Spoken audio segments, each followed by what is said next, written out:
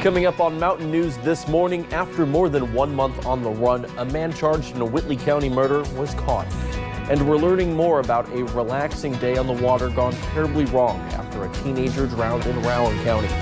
And a bourbon warehouse in Woodford County continues to burn after catching fire days ago. Dedicated to Eastern and Southern Kentucky, this is WYMT Mountain News This Morning.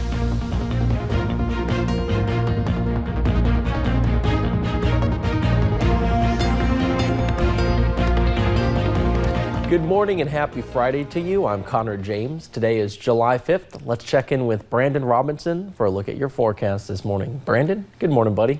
Good morning, my friend, and we're going to continue to see the fog once again this morning. I tell you, it's feeling more and more like Groundhog Day every single day that we do this show, because all week long, all 5 days, it's the same thing. Let's get into it this morning. To give you a recap, it's foggy. Let's get into the cameras. We go over to WYMT studio camera outside of our studios here in Hazard, and you can see the fog building in already. Dense fog. It's actually shifted a little further west today than it was yesterday. It was more in the east yesterday, but still, regardless, dense fog everywhere. Live pinpoint Doppler radar. Nice and quiet here at 5 o'clock. Temperatures right there close to 70 in most locations, anywhere from 66 in Wise to 72 there in Moorhead. Your out the door forecast. Nice start to the day, but we'll see some rain chances again this afternoon.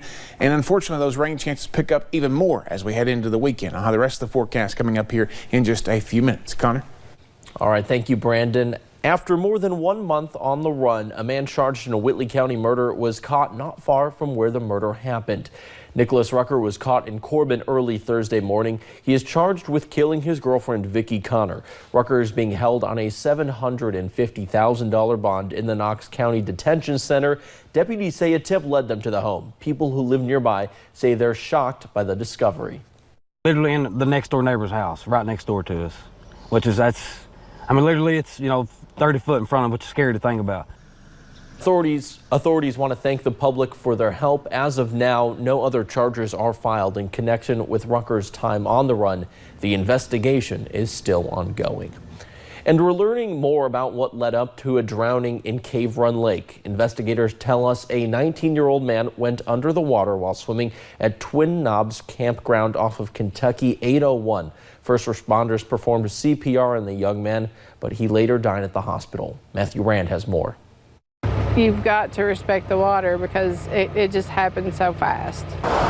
We weren't permitted to film at the Twin Knobs recreation area where the drowning took place. Casey Weaver was there swimming with her family. Everybody started pointing and looking, and we were just wondering what was going on. She snapped a picture after a patrol boat pulled up to the beach. She says she and her family knew something was wrong and went to see if they could help. It was kind of chaotic. We didn't really know what was going on. They just said to form a line and start dragging your feet to look for a body. Weaver says it didn't take long for someone in their search party to stumble across the victim, a 19-year-old man. The Rowan County coroner believes the man was under the water for about 20 minutes before he was found, and first responders began CPR. It was just heartbreaking. We immediately started crying.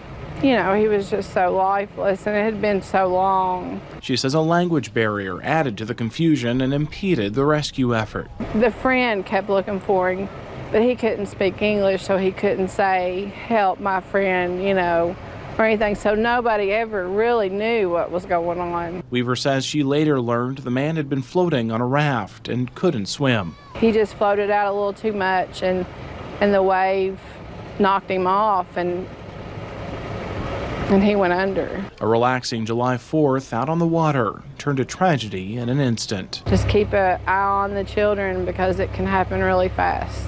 Matthew Rand, WYMT Mountain News. The victim's name has not been released. However, the coroner says the victim is not from the Rowan County area. And Wednesday, a storm blew through downtown Pineville, causing some serious damage. Several 4th of July activities were canceled because of the storm, while cleanup efforts were put on hold because of the holiday. Officials say they will resume getting the downtown area back to normal this morning. As far as right now, I don't have a timetable. We are working with other agencies to contract out to try to get everything cleaned up, figure out who's responsible for what we're responsible for. It's kind of a long process, and it gets delayed since it's a holiday week. Despite the storm damage, the Pineville City Pool hosted a pool party to celebrate the 4th of July. And a deadly 4th of July in Roswell, Georgia, after police say an officer shot and killed a man who attacked him at a gas station. Police say the officer was getting coffee at a Shell station around 8:30 a.m. when he noticed the store clerk arguing with a guy who he says didn't pay for something. The officer went in to break up the fight, but he says the man started hitting him with something, so he tased him, but the attacker didn't back down, so the officer says he pulled his gun and shot the man. He later died at the hospital. The owner of the store says his employee watched the whole thing happen. He said he opened the shirts and he has a big stick inside the pants. He pulled it out and started hitting the officer. The officer also had to go to the hospital with a hurt arm. Police are still investigating it right now. And Independence Day marked 6 months since Savannah Spurlock was last seen. The Madison County mother disappeared on January 4th. Investigators say she left a Lexington bar with a group of men and went to a home in Garrett County, but the rest is still unknown. The family hired a private investigator last week. The reward for finding Savannah is now $15,000. No arrests have been made. And a bourbon warehouse in Woodford County continues to burn this morning. It caught fire late Tuesday night. 45,000 barrels of bourbon were destroyed. Yesterday, EPA crews were in the area for cleanup. Runoff from the fire entered into a neighboring creek and the Kentucky River. The Energy and Environment Cabinet is now finding dead fish in the contamination's path. Fish kills could continue for the days to come as contamination lingers. Well, thanks for getting your day started with us here on Mountain News this morning.